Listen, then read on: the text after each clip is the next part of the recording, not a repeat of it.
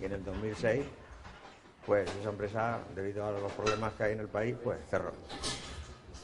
Y me quedé en el paro. En las entrevistas siempre me dice lo mismo, de que bueno, que no hay trabajo, de que está la cosa muy floja, muy mal y bueno.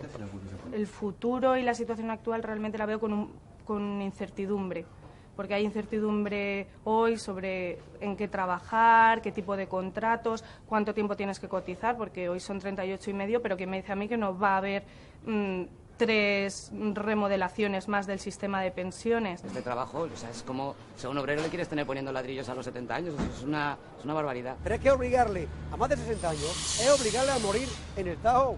El año pasado eché 165 currículums, no me llamaron de ninguna.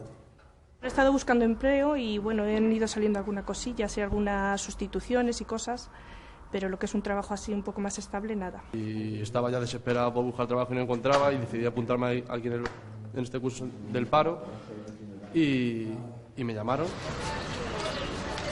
Jóvenes parados de larga duración, empleados de sectores en crisis, unos hace años que engrosaron las listas del paro, otros acaban de incorporarse al mercado de trabajo, mientras los más mayores echan cuentas sobre cuánto les quedará de pensión.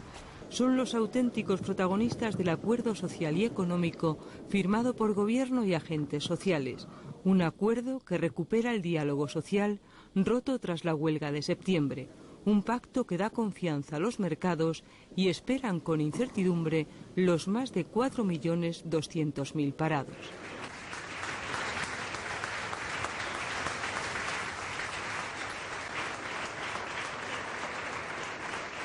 En el futuro tendremos no 8,5 millones de pensionistas como tenemos ahora. En 2030 tenemos 12,5 millones aproximadamente. Y en el 2050 tenemos prácticamente 17,5 millones de pensionistas. El doble de lo que tenemos en este momento. Por eso hay que hacer reformas. Para asegurar que en el futuro esos pensionistas puedan tener garantizada su pensión. Yo tengo 52 años. He trabajado hasta los 50 años en 2 empresas, desde los 12 años. 22 en una, 14 en otra y, bueno, 2 años que estuve en una frutería al empezar. Yo no tengo graduado, yo no tengo certificado. Yo ahora mismo, mi situación es complicada. Pero bueno, yo, dentro de lo que cabe, tengo 36 años cotizados. Lo peor lo tenemos en la juventud. La juventud que tenemos que tirar para adelante y tenemos que hacer nuestra vida. Sí, es que los jóvenes, pero bueno, y la gente de 40 años para adelante que se ha quedado sin trabajo. Hablan de la que se considera ya la tercera gran reforma de nuestro sistema de pensiones, probablemente la de más calado. En 2027 la jubilación será a los 67 años. Para cobrar el 100% se cotizarán 37. Podrán jubilarse a los 65 los que lleven cotizados 38 años y medio. El cálculo se hará sobre los últimos 25 años trabajados y no sobre los 15 como hasta ahora. La reforma se aplicará de forma gradual a partir de 2013. Muchos son los interrogantes. ¿Se abaratan las pensiones o se garantiza el estado del bienestar? Que hay un hecho, ¿no? Un hecho es que con la estructura actual de pensiones y los niveles actuales de cotizaciones, en el medio plazo el sistema no es sostenible. Entonces esto fuerza una reforma, ¿no? Y hay 2 opciones en esta reforma.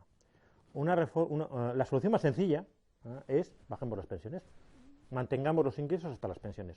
La solución más complicada es aumentemos los ingresos para mantener un nivel de prestaciones razonable. Entonces, la opción que se ha tomado es reducir las pensiones. La mera realización de la concertación ya es algo que cotiza positivamente, pero es que además el contenido del acuerdo es relevante y es lo que hace que el acuerdo sea además bueno en el medio plazo, porque apunta a varios asuntos, pero básicamente a un asunto que es central en términos de confianza de la gente, que es la viabilidad a medio plazo del sistema público de pensiones. Joaquín se dedica al asfaltado, sabe lo que es trabajar duro. Hablamos con él días antes de que se aprobara el acuerdo. Ahora, 15 días después, sigue pensando lo mismo. En este oficio es imposible aguantar hasta los 67. Es un trabajo de mucho riesgo, muy peligroso, es tóxico. A los 60 años no es que yo quiera jubilarme, es que no se puede aguantar más en el sector este. No es una cosa de capricho. Se trata que es que cuando una persona ya llega y no está lúcido en un trabajo como este, en el cual conlleva mucho riesgo y mucho, es que hay que tomar la medida oportuna. No se puede jugar a todos los sectores. Con todo mi respeto, y vuelvo a reincidir en ello. Esto no es un registrador de la propiedad ni un notario que va y firma y se va a su casa. Si hay profesiones que con el aumento de la edad, con la prolongación de la edad, incrementan su grado de siniestralidad, incrementan su peligrosidad, son esas profesiones a las que debemos evitar la prolongación de la vida laboral desde los 65 años actuales hasta los 67 que establece con carácter general la norma. Según los analistas, la reforma no solo obedece a la crisis económica, sino a los cambios demográficos. En solo 40 años, las personas mayores de 64 han pasado de ser el 16% de la población al 30%. Vivimos más y cada vez se necesita menos mano de obra. Un cambio drástico en las relaciones laborales. Que hay una referencia básica, o si quiere dos. Una es el crecimiento de la economía. Sin crecimiento económico no hay viabilidad a largo plazo en los sistemas públicos de pensiones. Por eso la principal prioridad tiene que ser garantizar un ritmo de crecimiento de la demanda, del crecimiento de la actividad suficiente para, y ese sería el segundo elemento absolutamente vinculado al anterior, crear empleo. Poco antes de que se firmara el acuerdo se conocían las nuevas cifras del paro. 4.231.000 ciudadanos no tienen trabajo. Es el dato más alto que se recuerda. El sector más castigado es el de los servicios, el colectivo más vulnerable el de los jóvenes. El 43% de los parados no ha cumplido los 30 años. Les preocupa el futuro y sus pensiones. En muchas empresas los contratos que antes eran indefinidos ahora son eventuales. Miedo hay porque nunca se sabe lo que puede pasar el día de mañana. Eso sobre todo. Hoy estoy trabajando, pero mañana no sé lo que va a pasar. Y si esos años que yo no encuentre trabajo, dejaré de cotizar, por lógica tengo miedo. Quedarse sin trabajo a cualquier edad es traumático, pero lo es más aún si la persona supera los 40 años y tiene cargas familiares. Y en este caso, por ejemplo, yo llevaba ya 2 años en el paro, tengo un niño de 2 años y medio y otro que viene en camino este mes. Iván acude a un taller de empleo donde trabaja y además le enseñan un oficio. Antes era transportista, cobra unos 1.000 euros. Para los más mayores no siempre es fácil acceder a un puesto de trabajo. Y si se consigue suele ser con nuevas condiciones laborales, más flexibilidad y menos salario. Yo personalmente estaba trabajando para empresas grandes en periodos de 6 meses, me mandaban al paro con la siguiente pega de que tenías que agotar el paro 3-4 meses cuando te volvieran a rescatar del paro otros 6 meses. De esta manera estabas trabajando 6 meses, agotabas paro y así al final te quedabas sin paro y no tenías trabajo, por el tipo de contratos que hay ahora mismo. Por primera vez en 14 años, los parados de larga duración, los que llevan más de un año sin trabajar, superan en España los 2 millones de personas. A este taller de empleo acuden muchos de los que perdieron su trabajo en la construcción. Yo sí. Claro que empiezo a volver a trabajar. Además, con muchas ganas y con muchas ganas de ganar dinero, joder. Porque lo necesito y porque me gusta hacerlo. Tengo que quedar en mi empresa, seguro que la voy a quedar, no con mucha gente, porque luego tampoco no con mucha gente, pero vamos. El acuerdo incluye un plan de choque contra el paro juvenil y de larga duración. Se pretenden crear 100.000 puestos de trabajo. Para ello, durante un año se perdonará a las pequeñas empresas las cuotas a la seguridad social en los contratos a tiempo parcial. En el caso de las grandes empresas, la reducción será de un 75%. Como novedad, los sindicatos han conseguido que los becarios coticen a la seguridad social cuando estén en prácticas en las empresas. Patricia es licenciada en Ciencias de la Información, pero ha trabajado de azafata, dependienta, monitora. Tiene 29 años, sabe que para alcanzar los 38 años y medio de cotización tendrá que trabajar sin interrupción desde ahora hasta los 67. Con el nuevo acuerdo, el tiempo en que fue becaria cotizará a la Seguridad Social. Este acuerdo me parece positivo, hace falta ahora ver cómo se aplica, porque en este momento a las personas que apostamos por la formación se nos está perjudicando, porque si hay que cotizar 38 años y medio, yo estoy apostando porque mi trabajo el día de mañana sea más productivo y eso no se refleja en ningún sitio. Las mujeres que interrumpan su vida laboral para cuidar a un hijo seguirán cotizando, 9 meses por cada menor, hasta un máximo de 2 años. La primera huelga general de la democracia se produjo en 1985 contra la reforma de las pensiones, que entonces aumentó de 10 a 15 años la cotización mínima. El periodo de cómputo pasó de 2 a 8 años. En julio de 1997, meses después de la firma del Pacto de Toledo, se aprueba la segunda gran reforma. El periodo de cálculo se amplía de 8 a 15 años y la pensión se revisará según el IPC. Hoy, casi 14 años después, se aprueba por consenso la tercera gran reforma de las pensiones. En el mismo escenario de los pactos de la Moncloa, gobierno, patronal y sindicatos estampan su firma. Para el Ejecutivo es un acuerdo histórico que garantiza la pensión de nuestros mayores y nos equipara a Europa. Y vamos a demostrar que estamos en ese grupo de las grandes naciones que sabe ponerse en pie, volver a caminar con fuerza después de una seria dificultad. Tenemos fuerzas y capacidades suficientes para salir de esta situación y podemos hacerlo mejor por la vía del consenso que por la vía del enfrentamiento.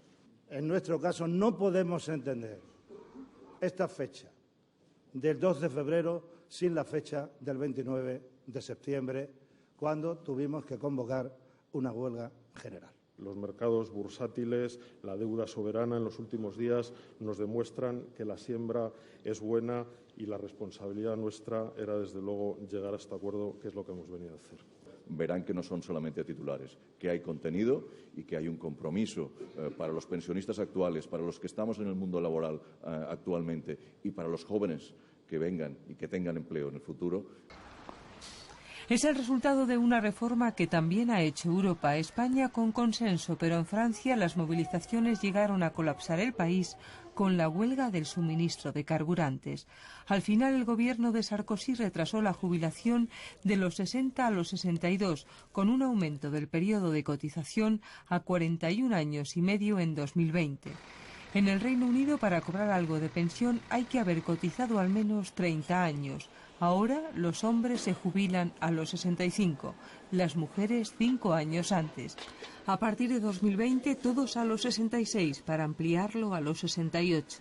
En Alemania se jubilarán a los 67 en 2029, si han cotizado 45 años. Distintos son los casos de Holanda o Dinamarca, donde los planes privados casi doblan la pensión final del trabajador cuando éste se retira. El sector público nace y se involucra en la provisión de pensiones para garantizar determinados niveles de bienestar en la ancianidad. Si esos niveles no son alcanzables con las cotizaciones, es perfectamente legítimo que se financien con impuestos sobre las rentas del capital. Máxime cuando, según las estimaciones, la participación de las rentas del capital en el PIB va a aumentar. Entonces, y si miramos a lo que hace Dinamarca, que dedica una parte muy importante a las pensiones, Austria también paga una parte importante con impuestos, incluso Alemania financia más de las pensiones con impuestos que España. Y ya si nos vamos a países cuya vocación redistributiva es más limitada, como puede ser el Reino Unido e Irlanda, tienen provisiones que dicen, si las pensiones no se pueden pagar con cotizaciones, se pagarán con impuestos. Es de todo punto necesario desbloquear, eliminar esa suerte de restricción, de quiste que tienen algunas economías europeas, pero en particular la economía española, y es tener una tasa de paro juvenil en la frontera del 40%. Esto es peligroso desde el punto de vista de la viabilidad financiera del sistema público de pensiones, pero es más peligroso, si cabe, desde el punto de vista de la capitalización de la economía. Una economía que es capaz de mantener un stock de capital humano en una edad joven prácticamente inutilizado, es una economía que se está condenando a medio plazo. Unas reformas para fortalecer el sistema público de pensiones, el que garantiza que el que no pueda suscribir un plan privado tendrá una vejez digna. Me gusta recordar que, aunque los sistemas complementarios de pensiones cumplen una gran función, que promueven el ahorro de todos los ciudadanos y además es un ahorro positivo para el conjunto de la economía, me gusta recordar que es muy importante mantener siempre un sistema público, porque el sistema público protege a todos los que no tienen capacidad de ahorro también. a todas aquellas personas que, aun no teniendo esa capacidad de ahorro complementario, también se jubilan y también tienen necesidades después de su jubilación. Así es que la garantía de las pensiones para todos la da el sistema público. Los españoles viven una media de 20 años más después de jubilarse. La demografía y las nuevas tecnologías suponen un drástico cambio en las relaciones laborales. Cada vez vivimos más, pero el gasto en pensiones tiene un límite.